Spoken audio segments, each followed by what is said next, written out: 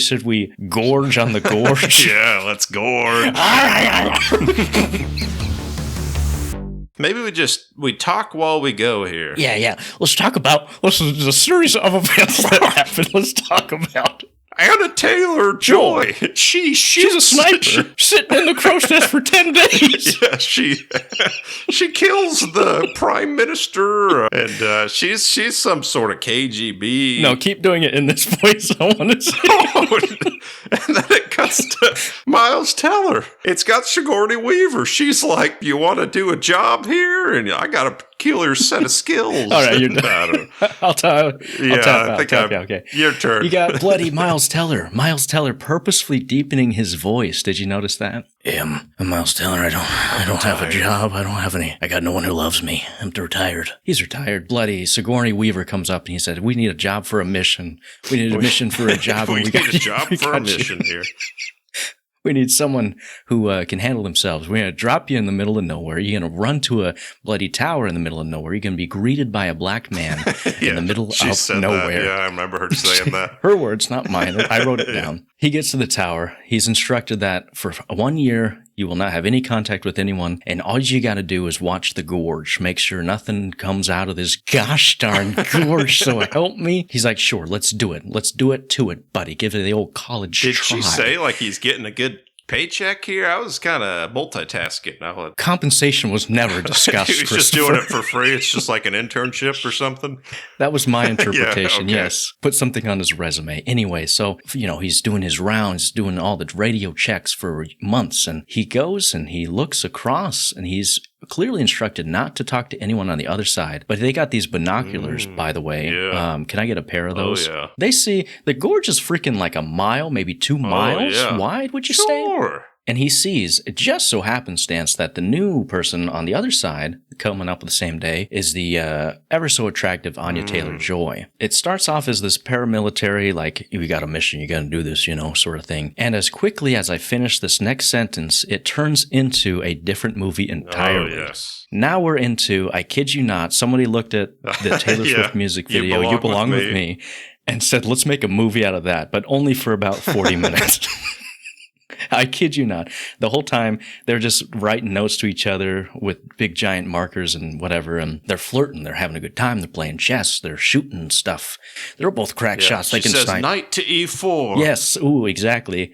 He's going to sacrifice himself. Yes. And they fall in love. They get loving on each other, bloody. He's writing poems. Mm-hmm. Yes. He asks himself, what's more important, this gorge or this gorgeous woman? You know what I mean? Oh, I thought you were going to say this gorge in my pants here. I mean, either one could have been. Either or, sure. But and what starts this is he sees her crying. Oh, yeah. He's like, "Hey, what's going on here?" She said, "I just wish you could be here." And he said, "Hey, see you at 6. Mm-hmm. He bloody dismantles a rocket launcher and straps a bloody zip line to it, runs across, and then he meets over there. They have a grand old time. They're bloody flirting, they're drinking, they're eating rabbit soup. Dancing. They're talking love and life. Mm-hmm. They make love and laugh together. Yes. Maybe she's pregnant. Oh, we forgot one of the most important thing before they meet together, by the way. Oh. What's in the gorge? We forgot what's in the gorge. Oh, yeah. What's in the gorge? What's in the gorge? Listeners, what do you think is in the gorge? We'll wait for your response. Yeah, we'll find out next week. If your answer was tree monster men from the World War II, then you're a winner. Yeah, it's like Bootstrap Bill's men. Yes. They made love with the tree, and they had offspring, and it's... Yes, we're not joking, by the way. This does happen. So, what is it? Presumably every month or so, these tree monster men try to creep out of this gorge and try to kill the world. And so Anya Taylor-Joy and Miles Teller, that their whole job is just to waste these things. That's it. And then they waste them. They waste them. They shoot them. They almost get caught a couple times, but they stop them. As Miles Teller goes back one day to his post, his line breaks. Yes, his line breaks. It explodes, and he's thrust down into the gorge and is helpless. So who should go after him? None other than Anya Taylor and her joy. She jumps down. Just caution to the wind was thrown for love. And then the rest of the movie takes place in said gorge. They fight their way out and all that stuff. And you find out the origin of the gorge. The origin of the gorge, yes. Because someone conveniently decided to make a video. Mm-hmm. And this was like, what, 1940s World War? Apparently, when Oppenheimer's out doing his Christopher Nolan stuff, watch that film to see what's going on there. The U.S. and the Russians are there say, hey, we got to make our own. Build a station down this gorge. And then there's a big old earthquake. Welcome to the earthquake. After earthquake here. And, sure. And then we got all this contagion. It turns them all to zombie trees. Apparently, if you're exposed for more than a few hours, you turn into these tree people, and within 5 days, you'll find out if you're contaminated. It's highly contagious. They go down there, they fight all good stuff, and then they escape. They scale up the mountain with a little Hummer thing, and then Sigourney Weaver, she finds out that they've been down there. And basically, the evil plan is that they're trying to study this gorge thing and trying to make superheroes here. It's always a everyone's always trying to make super soldiers.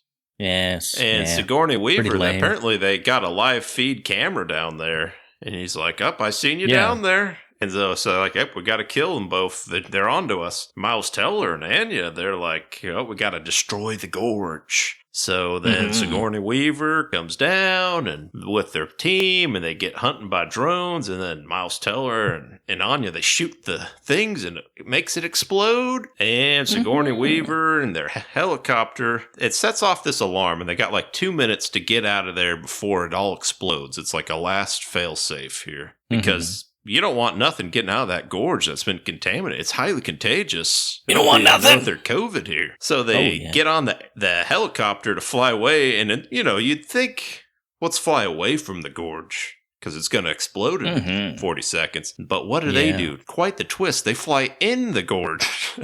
They just fly straight down into the gorge.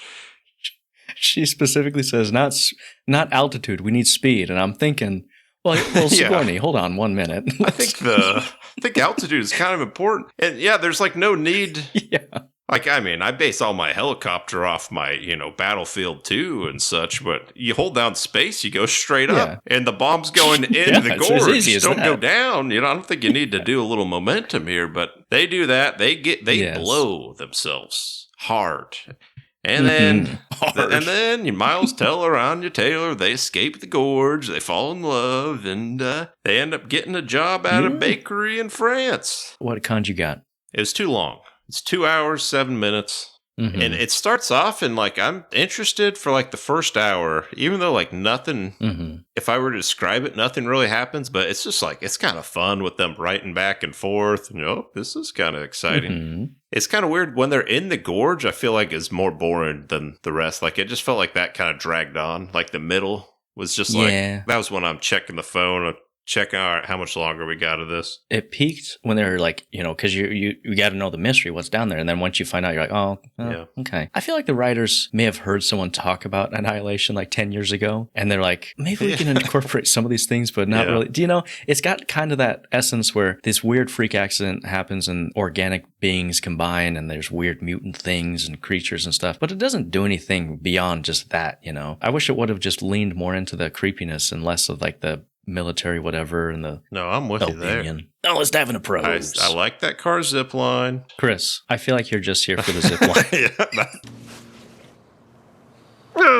I like this scene where it's right before Sigourney Weaver and them show up at the end, and he hears the helicopter, and he's like, oh, I know they're here to kill us. It shows Anya Taylor looking through her binoculars at him, and he just mouths the word, run, and then it plays this music, and it was cool because, you didn't, you knew he was yelling "run," but it didn't say it. But you didn't need to hear the music. I was like, ooh, like chills, literal chills. Well, speaking of things like that, I like the leads. Oh, yeah. I like Miles Teller. I like Anya Taylor-Joy in a lot of things. Miles Teller, just sidebar here, he's a bloody aging like fine wine. He was very strapping in this. I feel like this role really fit him. I feel like he's clawed his way out of those YA Fantastic Four bullcrap, but he's a good actor. I thought their chemistry was really good, very flirtatious. I thought it worked well. Also, lucky Miles Teller that he gets bloody Anya Taylor-Joy on the other side. Can you imagine that guy before him? Probably got some fat Russian guy that he had to stare out for 365 days. Sergey over there. Oh, yeah. Come on. I like that little romantic part. It's very cute, but also my blood was pumping. I was very scared when he was over there because we just established that these monsters can come at any time. But he, again, throws caution to the wind and says, I will do what I can and I will do what I must for this Klondike bar that is Anya Taylor-Joy. You know what I mean? Yes. I also like that it tried something new. It's 3 movies in one. I don't know if they're any good movies, but they're there, you know? Mm-hmm. And then my favorite part of the whole movie, I liked the creepy gorge. I like creepy things. I like the creepy tree monsters. There's a hand-to-hand scene, Anya and that weird tree man. That was pretty fun. It's short, but it was fun. I wish I would have seen more of that. I like the creepy whatevers, and I think it would have been much more engaging if, like, the main villain was that guy, and he's like, we've been down here for decades, and we've been trying to formulate, you know, just, like, expand on that and not Sigourney Weaver. Would have been more interesting. Thanks for watching these highlights of our episode of the Stale Popcorn Podcast. If you want to listen to the full episode, check out the links in the description. Please like, share, and subscribe, and if you do that with your favorite YouTuber, I'm sure they would appreciate it too. Thanks, and have a great day.